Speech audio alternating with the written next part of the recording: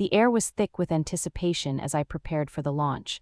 I could feel the weight of the moment pressing down on my shoulders. Every detail mattered. The slightest miscalculation could lead to disaster. I meticulously went through the checklist, ensuring that every function was operational. The hum of machinery surrounded me, a constant reminder of the stakes at play. I glanced around the control room, taking in the faces of my colleagues. Among them were the executives, their expressions a mix of confidence and impatience. They had invested so much in this launch, and I could sense their eyes scrutinizing my every move. Then there were the investors, quiet yet anxious, hoping for a return on their gamble. The clients were a background presence, their demands echoing in my mind as I focused on the task at hand. As I prepared the final adjustments, I felt a rush of adrenaline. This was my moment, the culmination of years of hard work and dedication. I had earned my place here, a non-binary expert in a world that often felt binary. My expertise was not just in the technical details but in the subtle dance of human emotions that accompanied such high-stakes endeavors. The countdown clock ticked ominously, each second stretching into eternity. I could hear the numbers being called out, the voices of my team blending into a single, cohesive sound. In that moment, I knew that I was not just launching a project, I was launching my career into a new stratosphere. But even with all the preparations, a nagging doubt lingered in my mind. What if something went wrong? What if all this effort was for nothing? I pushed the thoughts aside, focusing on the present. The executives were leaning in, their excitement palpable. They were convinced of success, and their confidence fueled my determination. I couldn't let them down. I had to execute flawlessly.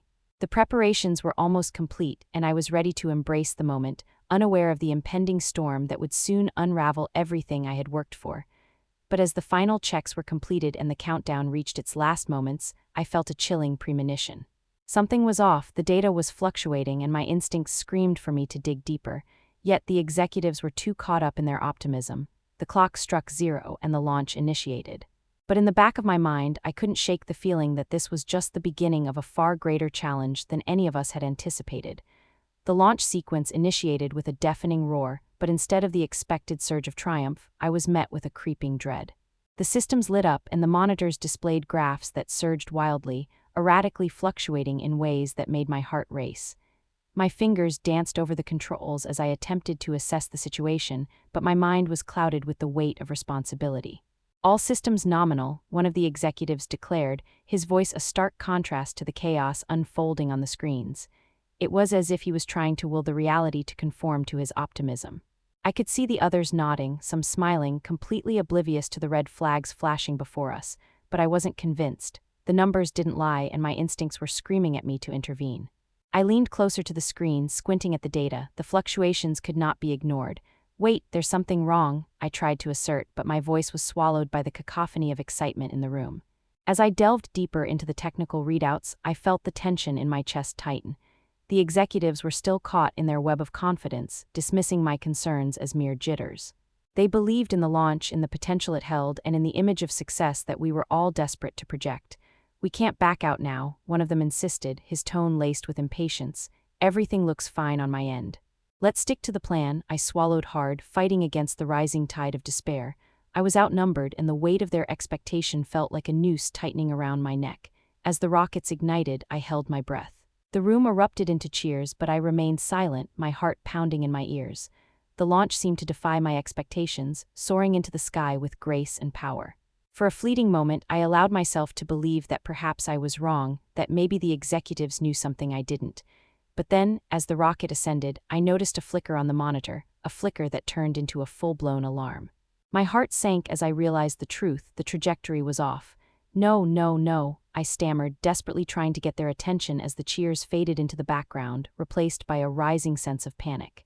The executives were still celebrating, unaware of the impending catastrophe. "Look, the data," I shouted again, my voice rising above the din. I pointed at the screen, the numbers flashing red, a stark warning that no one seemed willing to heed. In my gut, I felt the terrifying certainty of failure creeping in. The very foundation upon which I had built my career was teetering on the edge of oblivion. The room, once filled with energy and excitement, began to feel suffocating, as if the walls were closing in around me. I was trapped in a nightmare of my own making, with everyone around me blissfully unaware of the storm brewing just beyond the horizon. The moment the rocket reached its peak altitude, I felt a jolt of dread wash over me.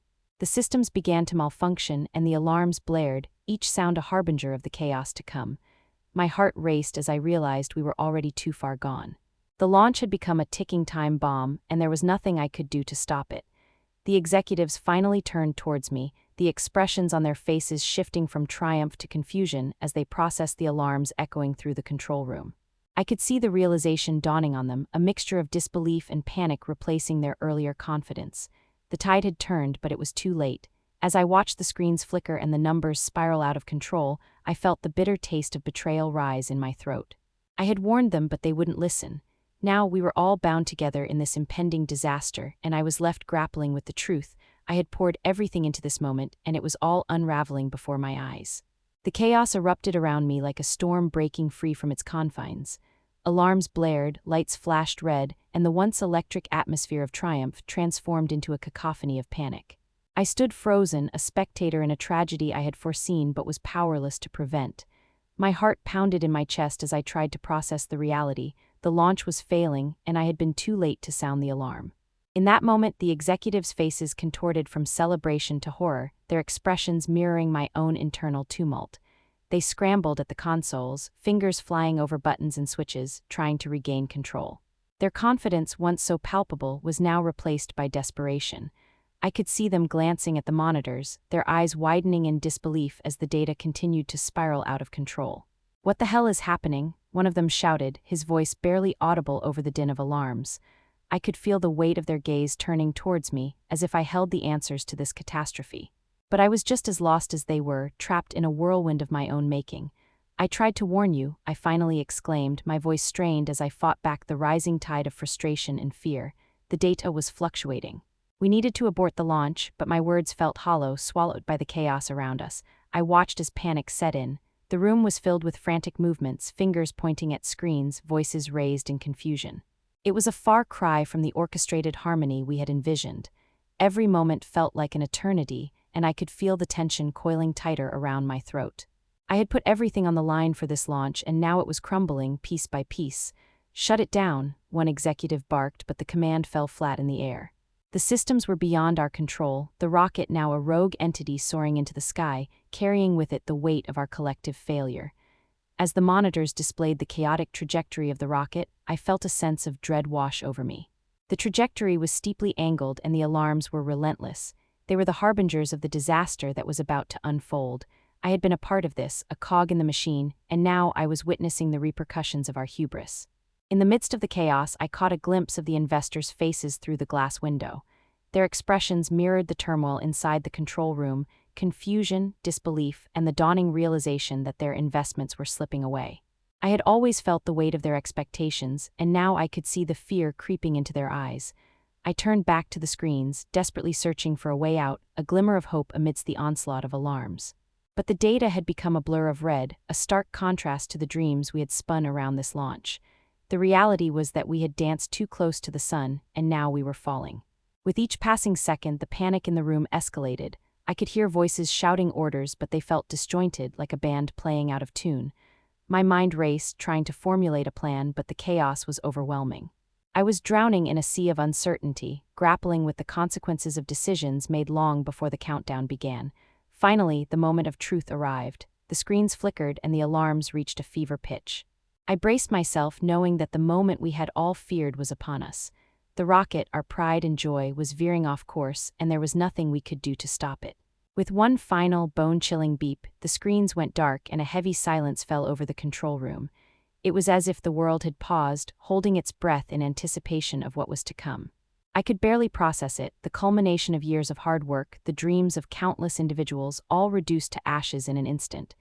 As the executives stared at the blank screens, their faces pale and drawn, I felt a wave of anger wash over me. They had dismissed my concerns, my expertise, and now we were all left to face the fallout. I had been so focused on the launch that I had underestimated the importance of voicing my fears. The silence stretched on, heavy with unspoken words and shattered dreams. In that moment, I realized that this was not just a failure of technology, it was a failure of trust. The executives had trusted their instincts over the warnings of someone who had dedicated their life to understanding the complexities of this endeavor. As I stood there, grappling with the enormity of what had just transpired, I couldn't help but reflect on the dynamics at play. We were all players in a game we thought we understood, but the rules had changed, and we were left scrambling in the wake of our own hubris. I had poured my heart and soul into this project, and now it felt like it was all for nothing. In the aftermath of the chaos, as the alarms faded into the background, I knew that I would have to confront the executives and the investors. I had to find a way to salvage what little remained of my credibility, to make them understand the importance of listening to the voices that had been overshadowed by their own ambitions. But in that moment of silence, as the reality of our failure settled in, I felt a spark of determination igniting within me. This was not the end, it was a turning point. I would rise from the ashes of this disaster, and I would ensure that my voice was heard, no matter the cost. The collapse of the launch was just the beginning of a new chapter, one where I would fight for competence, justice, and the recognition of the value that comes from embracing diverse perspectives. The journey ahead would be fraught with challenges, but I was ready to face them head-on, fueled by the knowledge that I had the power to change the narrative. In the face of adversity, I would not be silenced. I would rise again, stronger and more resolute than ever before. The world may have cast me aside, but I would reclaim my place within it, and this time I would not let fear dictate my actions. This was my moment of reckoning, and I would emerge from it transformed, ready to forge a new path forward. In the aftermath of the launch collapse, the control room felt like a tomb. The silence was deafening, a stark contrast to the chaos that had just unfolded. I stood amidst my colleagues, their faces pale and drawn, the weight of our collective failure pressing down on us like a physical entity. The monitors that had once blazed with data now displayed only static, a cruel reminder of our hubris. As the reality of our situation settled in, I could see the executives scrambling to regain their composure. Their earlier confidence had crumbled, replaced by a desperation that hung in the air like an unwelcome specter. I felt a surge of bitterness rise within me. They had dismissed my warnings, my expertise, and now we were all paying the price. "What do we do now?" One executive finally broke the silence, his voice trembling. It was a question that echoed the thoughts swirling in my mind. We had built our hopes on this launch, and now those hopes lay in ruins. I could sense the blame shifting like a toxic cloud, and I steeled myself for the inevitable fallout. As they discussed damage control, my stomach churned. I had poured everything into this project, my passion and my identity intertwined with its success. Now I felt as if I were standing on the precipice of a cliff, staring into an abyss. I needed to say something, to assert my place in this narrative. With a deep breath, I stepped forward, forcing my voice to break through the din. "We need to analyze what went wrong. We can't just sweep this under the rug. We have to learn from this disaster," I said, my tone firm despite the turmoil inside me. The room fell quiet, and I could feel the weight of their gazes upon me, some filled with resentment, others with uncertainty. One executive shot me a look that was both accusatory and pleading. "You think you know better than us." The launch was a failure, yes, but we have to focus on moving forward, not rehashing the past. His words stung, igniting a fire within me. This was not just about the launch. It was about the culture we had cultivated, one that stifled dissent and marginalized voices that dared to challenge the status quo. No, it's not about knowing better. It's about recognizing that we were too blinded by our ambitions to see the warning signs. I tried to warn you. I felt the heat of my emotions rising, the adrenaline fueling my determination. I was done being the silent observer, the one who held back for fear of stepping on toes. The tension in the room escalated, and I could sense the executives grappling with their own fears of accountability. I pressed on, emboldened. If we don't address this, we risk repeating our mistakes. We need to create an environment where everyone's voice matters, where we can question and challenge and... "Enough," another executive cut me off, his face flushed with anger. "You think we have time for your lectures? Our investors are furious, and we need to contain this situation." The frustration in his tone echoed the sentiments of the room. I could feel the eyes of the others shifting away, unwilling to confront the truth I was trying to voice. But I refused to back down. We can't just throw money at this and hope it goes away. We owe it to ourselves, to our team, and to the investors to understand what happened. If we don't, this will haunt us forever, I said, my voice steady but passionate. I could feel the tide shifting, the executives' expressions hardening, but I pressed forward. We need to reevaluate our processes, our communication. We have to foster a culture where questioning is encouraged, where each member of the team feels empowered to speak up, regardless of their position. This is not just about today, it's about the future of this company. It was a gamble, a risky move to confront them head-on in such a vulnerable moment, but I had to try. I had to ensure that my voice and the voices of others like me would not be drowned out by the chaos of failure. Finally, I saw a flicker of recognition in one of the investors' eyes. She nodded slowly, her expression thoughtful. Perhaps there's merit in what you're saying. We can't afford to repeat these mistakes. Let's conduct a thorough analysis, not just for our sake, but for the entire industry. The room fell silent again, but this time it was a contemplative silence. I could see the executives exchanging glances, their earlier belligerence giving way to something more akin to introspection. As the discussions shifted, a sense of relief washed over me. Perhaps I had planted a seed, a notion that change was necessary, that we could learn from this catastrophe instead of burying it in shame. I felt a renewed sense of purpose ignite within me. In the weeks that followed, we delved deep into the aftermath of the launch collapse. Meetings were held, analyses conducted, and slowly the culture began to shift. I found myself at the forefront of discussions, advocating for transparency and inclusivity in our processes. I was no longer just an expert in my field, I was a voice for change, a catalyst for a new direction. The journey was fraught with challenges, but I was no longer afraid to speak up. Each meeting became an opportunity to explore ideas, to question the norm, and to ensure that every perspective was valued. I was determined to create an environment where fear had no place, where competence could thrive without hesitation. As I reflected on the journey, I knew that the collapse of the launch had been a turning point, not just for me, but for the entire organization. It had forced us to confront our weaknesses and to seek growth in the ashes of our failure. I had risen from the ruins, stronger and more resolute, ready to forge a path forward that embraced the complexities of our diverse team. In the end, I realized that failure is not the end. It is merely a stepping stone towards enlightenment and progress. I had learned that my voice mattered, that I could stand firm in my convictions, and that there was power in vulnerability. The world may have tried to silence me, but I had reclaimed my narrative, and I was ready to face whatever challenges lay ahead with courage and determination. This was not just a chapter in my story, it was a new beginning. The future was unwritten, and I was prepared to carve out my place in it, one step at a time. As I stood in the aftermath of the launch collapse, the weight of my actions settled heavily on my shoulders. The control room felt like a tomb, every flicker of static on the monitors a reminder of our failure. I watched as my colleagues grappled with the reality of what had just transpired, their faces a blend of shock and despair. The executives, once brimming with confidence, now looked pale and drawn, their earlier bravado shattered like glass. Discussions erupted around me, frantic whispers and raised voices filled the air as they attempted to piece together the remnants of our collapsed aspirations. I could feel the tension pulsing in the room, an unspoken understanding that someone had to bear the brunt of this catastrophe. I was acutely aware that, despite my warnings, they had chosen to ignore my instincts, and now we were all forced to confront the consequences together. In the midst of the chaos, I felt the need to assert my voice, to reclaim my narrative. I took a deep breath, steadying myself against the whirlwind of emotions swirling within. We can't just sweep this under the rug. We need to analyze every aspect of what went wrong. My voice rang out, attempting to pierce through the cacophony of panic. The room fell silent and all eyes turned to me. I could see a mix of surprise and anger in their expressions. One executive, his brow furrowed, shot back, "What do you mean by that? We need to focus on damage control, not rehashing the past." I pressed on, ignoring the pulse of fear that threatened to choke me. If we don't understand what led us here, we risk repeating our mistakes. This isn't just about today, this is about our future. My heart raced as I felt the stakes rise. I had to make them see. Another executive, her voice trembling, chimed in, "But how do we face our investors now? They're furious, they've lost everything."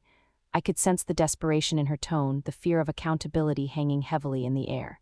"We owe it to ourselves to be transparent," I insisted, my resolve hardening. "We must confront our weaknesses head-on. We need to foster a culture that encourages questioning and challenges the status quo. Only then can we rebuild trust, both within our team and with our investors." The room was still, the executives exchanging uncertain glances. I could sense the shift, my words had ignited something within them. Perhaps there was a flicker of hope amidst the ashes of our failure. After a long pause, one of the investors finally spoke up, her voice measured but firm.